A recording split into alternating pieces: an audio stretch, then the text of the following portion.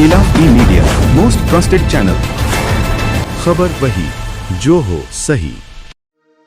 कर्नाटक के बिदर जिले के मरखल गांव में घरेलू गैस सिलेंडरों की गैर कानूनी बिक्री का मामला सामने आया है।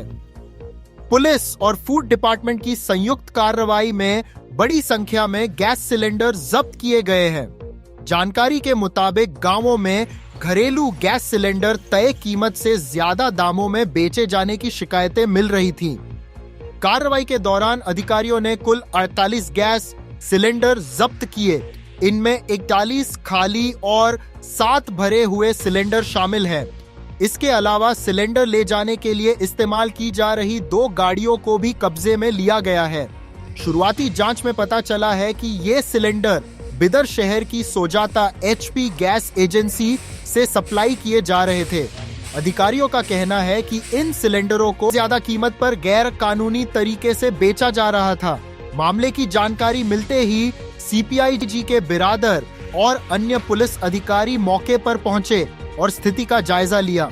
इस मामले में जनवाड़ा पुलिस स्टेशन में केस दर्ज कर लिया गया है और आगे की जांच जारी है। DYSP दुधपिर मुला ने मीडिया से बात करते हुए कहा कि गैर कानूनी गैस बिक्री में शामिल लोगों के खिलाफ सख्त कार्रवाई की जाएगी। कस्टमर ಗೆ ಮತ್ತು ಪಬ್ಲಿಕ್ ಗೆ ಸಿಲಿಂಡರ್ ಏನು ಅತ್ಯವಶ್ಯಕವಾಗಿ ಅವಶ್ಯಕತೆ ಇರೋದ್ರಿಂದ ಸೊ ನಾವು ಸರಬರಾಜು ಕೂಡ ಮಾಡಬೇಕು. ಇದರಲ್ಲಿ ಯಾವುದು ಕೂಡ ಅಕ್ರಮವಾಗಿ ಮತ್ತು ಯಾವುದೇ ಒಂದು ಉದ್ದೇಶದಿಂದ ಏನು ದುರುದ್ದೇಶದಿಂದ ನಾವು ಸಾಗಣೆ ಮಾಡಬಾರದು ಅಂತ ಹೇಳಿ ನಾವು ಕೂಡ ಈಗಾಗಲೇ ಇನ್ಸ್ಟ್ರಕ್ಷನ್ ಮಾಡಿದ್ದೀವಿ.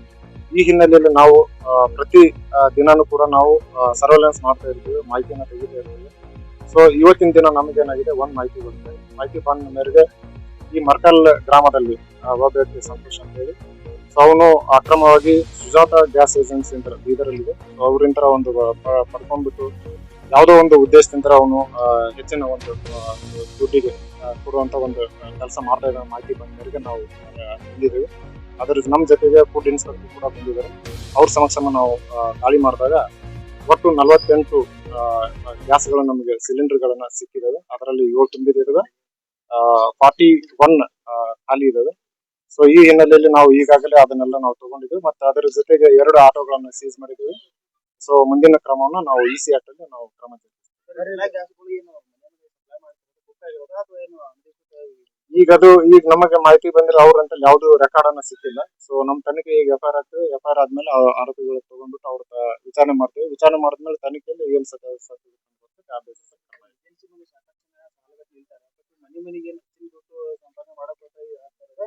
ಹೌದು ಅದನ್ನ ಅಂದ್ರೆ ತನಿಖೆ ಒಳಗೆ ಗೊತ್ತಾಗುತ್ತೆ. ಈಗ ನಮಗ್ ಮೇಲ್ನೋಟಕ್ಕೆ ಕಂಡು ಬಂದಾಗ ಬಂದಿದೆ. ಅವ್ರು ನಾವು ವಿಚಾರಣೆ ಮಾಡಿ ನೋಡಿದಾಗ ಯಾವ್ದು ನಮಗೆ ಪೂರ್ವಕವಾಗಿ ಮಾಹಿತಿ ಕೊಟ್ಟಿಲ್ಲ. ಈ ತನಿಖೆ ಒಳಗೆ ಕಂಡು ಬರುತ್ತೆ.